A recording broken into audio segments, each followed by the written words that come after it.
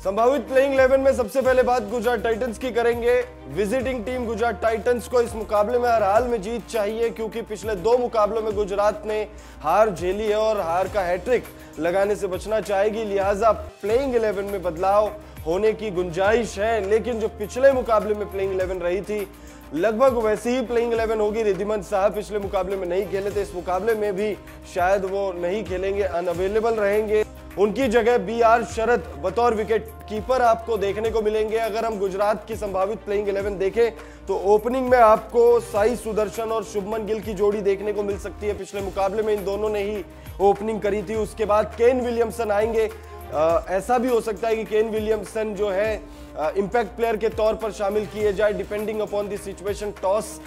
Toss का क्या परिणाम रहता है उसके मुताबिक केन विलियमसन आपको लेकिन प्लेइंग 11 में बल्लेबाजी करते हुए नजर आने वाले हैं। BR शरद बतौर विकेट कीपर आपको खेलते हुए नजर आएंगे। विजय शंकर मिडिल ऑर्डर में आएंगे, लेकिन विजय शंकर का बल्ला इस सीजन अब तक खामोश ही रहा है। उनसे उम्मीदें होंगी, हो सकता है कि उनकी जगह टीम कोई बदलाव करे, लेकिन यह बहुत दिलचस्प हो जाएगा अगर विजय शंकर को ड्रॉप करके किसी और खिलाड़ी को लाया जाता है। तो राहुल तेवतिया और राशिद खान, उसके बाद 2 बल्लेबाज और आएंगे। हालांकि राशिद खान का जो रोल है वो प्रमुख तौर पर वो स्पिनर का रोल अदा करेंगे। स्पिन डिपार्टमेंट को वो लीड करते हुए हमें नजर आने वाले हैं। राहुल तेवतिया बतौर फिनिशर इस प्लेइंग 11 में आपको खेलते हुए दिखेंगे और इस सीजन भी हमने देखा है, उन्होंने झलक तो दिखाई है, लेकिन वैसी झलक या वैसी कोई पारी अब तक नहीं आई है। यही कारण है कि गुजरात टाइटंस इस सीजन अब तक सफल नहीं रही है।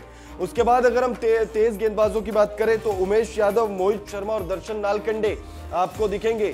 स्पेंसर जॉनसन भी आपको प्लेइंग 11 में नजर आ सकते हैं। अगर पहले बॉलिंग करती है गुजरात टाइटंस की टीम, फिर उसके बाद उन्हें टीम से बाहर करके इंपैक्ट प्लेयर के तौर पर किसी और खिलाड़ी को यानी केन विलियमसन को ले आए या किसी और खिलाड़ी को ले आए, तो सिचुएशन जैसी भी रहेगी उस हिसाब से ये 4 आपको नाम जो है तेज गेंदबाजी डिपार्टमेंट में नजर आने वाले हैं। उमेश यादव अच्छी गेंदबाजी कर रहे हैं, दर्शन नालकंडे भी इंप्रेस कर रहे हैं। मोहित शर्मा तो खैर बहुत बड़े नाम है इस टीम में।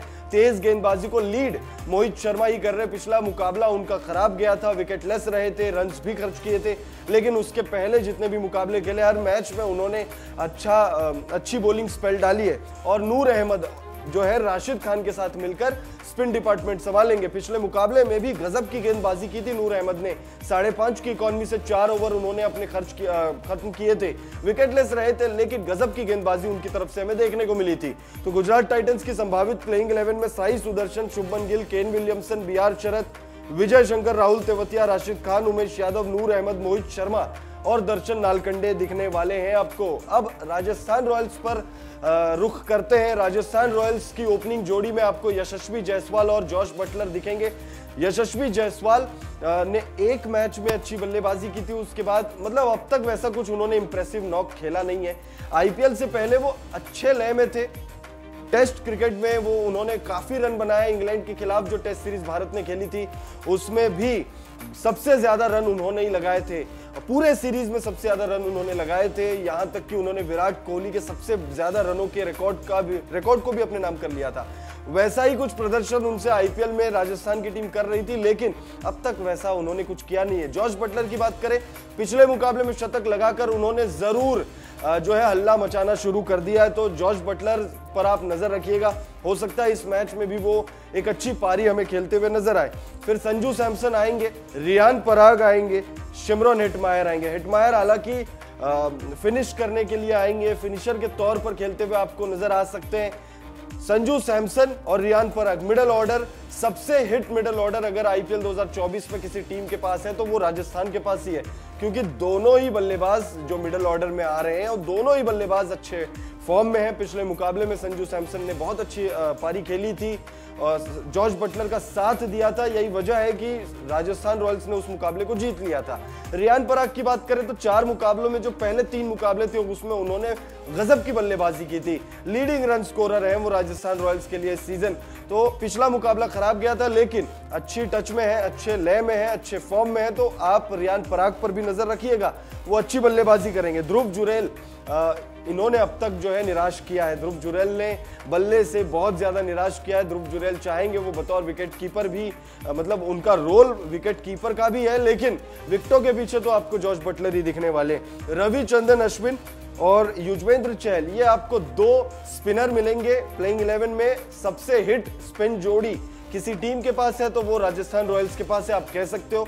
एक युजवेंद्र चहल है जो आईपीएल इतिहास के सबसे सफल गेंदबाज है, और दूसरे रविचंद्रन अश्विन, इंजीनियर कहते हैं इन्हें। मैदान पर ये कुछ ना कुछ ऐसा तरीका ढूंढ ही लेते हैं जिससे विपक्षी टीम जो है वो बैकफुट पे आ जाए। और तेज गेंदबाजी तो खैर भाई बहुत शानदार तेज गेंदबाजी है इनके पास। नांद्रे बर्गर है, ट्रेंट बोल्ट है और आवेश खान है। नांद्रे बर्गर गजब के टच में है, कंसिस्टेंटली गेंदबाजी कर रहे हैं, अच्छी गेंदबाजी कर रहे हैं। आवेश खान कंसिस्टेंटली गेंदबाजी कर रहे हैं, लेकिन और अच्छा करने की उन्हें जरूरत है। और ट्रेंट बोल्ट नाम के विपरीत इस सीजन वैसी कोई छाप उन्होंने छोड़ी नहीं है, लेकिन एक मुकाबला आप याद कीजिएगा, इसी सीजन उन्होंने पावर प्ले में ही जो है विरोधी टीम की बल्लेबाजी को तहस नहस कर दिया था।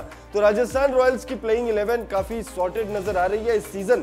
बैटिंग, बॉलिंग और फील्डिंग तीनों ही डिपार्टमेंट में कोई चूक टीम से अभी तक हुई नहीं है। वहीं अगर हम गुजरात टाइटंस की बात करें तो टीम तो गुजरात के पास भी गजब की है। यही टीम थी जो पिछले 2 सीजन काफी सुपर हिट रही थी। बस खाली हार्दिक पांड्या को आप हटा दीजिए जो मुंबई इंडियंस चले गए, और मोहम्मद शमी को आप हटा दीजिए जो इंजर्ड है और आईपीएल 2024 नहीं खेल रहे। तो टीम में कोई कमी नहीं है, बस इंटेंट की कमी नजर आ रही है। नए कप्तान शुभमन गिल को अपने आप पर भरोसा करना होगा थोड़ा, और टीम पर भरोसा करना होगा, और बस रणनीति थोड़ी बदलेंगे तो टीम जो है विनिंग ट्रैक पर आ सकती है। अब हेड टू हेड आंकड़े देख लेते हैं। दोनों ही टीमें अब तक 5 बार आईपीएल के इतिहास में आमने सामने आए, और इन 5 मुकाबलों में गुजरात का दबदबा जो है वो पूरी तरह से दिख रहा है। फिर चाहे आईपीएल 2022 का वो खिताबी मुकाबला हो, चाहे लीग स्टेजेस के मुकाबले हो, चाहे प्लेऑफ में दोनों टीमें आमने सामने आई हो, दबदबा गुजरात का साफ है। 5 में से 4 बार गुजरात ने मुकाबला जीता है, तो वहीं सिर्फ एक मैच में राजस्थान रॉयल्स ने जीत हासिल की है। हालांकि ये मुकाबला जो है आईपीएल 2024 का जो 24वां मुकाबला है वो गुजरात राजस्थान के घर में खेलेगी, और राजस्थान इस समय अनबीटेबल टीम है। राजस्थान इस समय अपने घर में तो ऐसा लग रहा है कि शायद जयपुर में राजस्थान को कोई हरा ही ना पाए। देखना दिलचस्प होगा कि क्या गुजरात की टीम इस मुकाबले को जीतकर हार की हैट्रिक बचाती है, या फिर राजस्थान की जो विनिंग